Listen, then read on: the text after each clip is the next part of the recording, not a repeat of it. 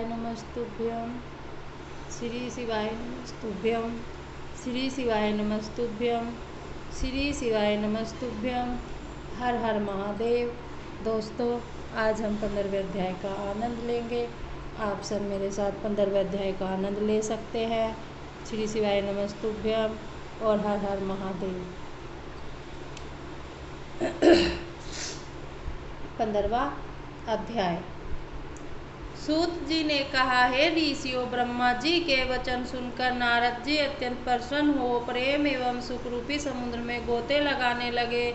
फिर प्रेम पूर्वक इस प्रकार बोले, हे ब्रह्मा जी, आपने जो शिवलोक का सर्वोच्च स्थान देकर उसका वर्णन किया, उसे सुनकर मुझे बहुत प्रसन्नता हुई है। परंतु मेरे मन में एक संदेह उत्पन्न हुआ है। मैंने सुना है कि शिव जी का स्थान कैलाश पर्वत पर है तथा जो शिवपुरी में जाता है उसे कैलाश की प्राप्ति होती है, न कि किसी अन्य स्थान की। इसलिए आप मुझे यह बताइए कि जो शिव जी कैलाश में निवास करते हैं, क्या वे वही शिव जी हैं जिनका आप वर्णन करते हैं अथवा कोई दूसरे? श्री शिवाय नमस्तुभ्यं। हर हर महादेव।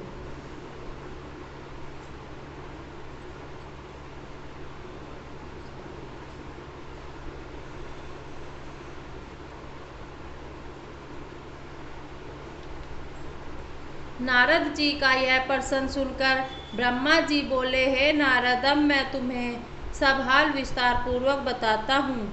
जो परम ब्रह्मा सगुण रूप शंकर हैं और उनकी इच्छा से शक्ति द्वारा शिवानी हुई, वे ही ब्रह्मा शिव अपनी शक्ति द्वारा संसार की सृष्टि उत्पन्न करते हैं। मैं उनके लोक काशी ब्रह्मापुर तथा आनंद वन का वर्णन कर चुका हूँ। अब अपनी शंका का समाधान सुनो। जब मैं शिव जी की आज्ञा अनुसार सृष्टि उत्पन्न कर चुका तो तब मैंने उन महाप्रभु से प्रार्थना की कि हे प्रभु, अब आप भी सगुण रूप अंगीकार करके आइए। यह सुनकर शिव जी बोले, हे ब्रह्मा, हम नियति समय पर अवश्य ही आएंगे। जिस प्रकार तुम हमारे नाम आदि देखते हो तथा जैसे हम हैं, वह सब अपने अवतार में प्रकट करेंगे।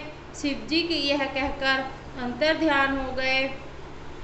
इसके पश्चात शिव जी निश्चित समय पर प्रकट होकर मेरी इच्छा की पूर्ति के लिए कैलाश पर उपस्थित हुए।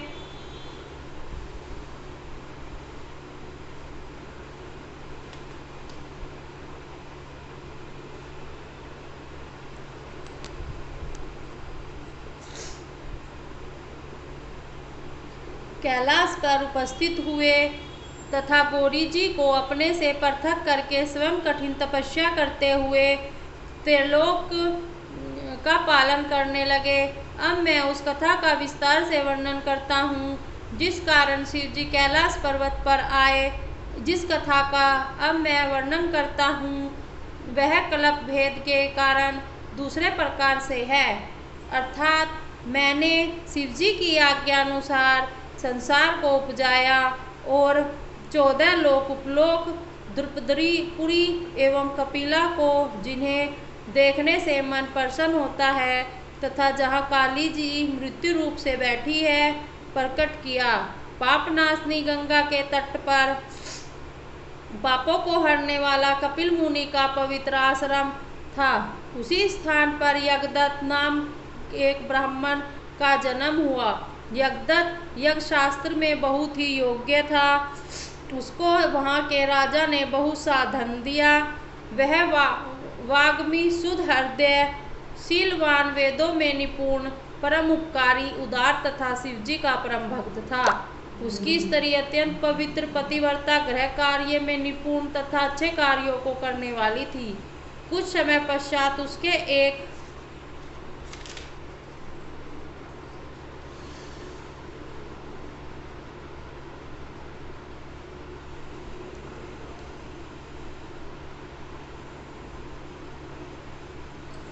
पुत्र उत्पन्न हुआ। उसका नाम उन्होंने गुणनिधि रखा।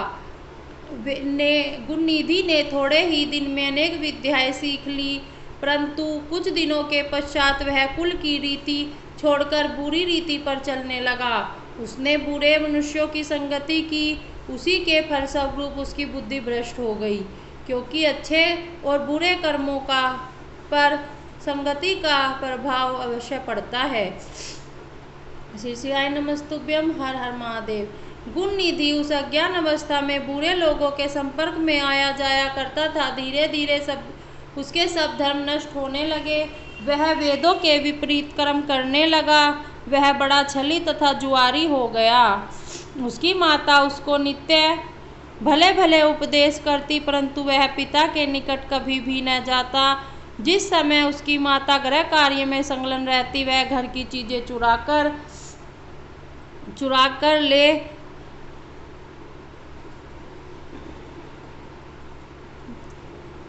ले जाता। एक बार उसके पिता ने पूछा कि गुण निधि कहाँ है।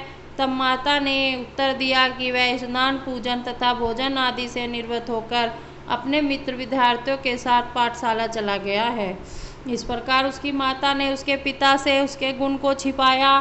श्री शिवाय नमस्तुभ्यम। हर हर महादेव। हम 15वें अध्याय का आनंद ले रहे थे। श्री शिवाय नमस्तुभ्यम। हर हर महादेव।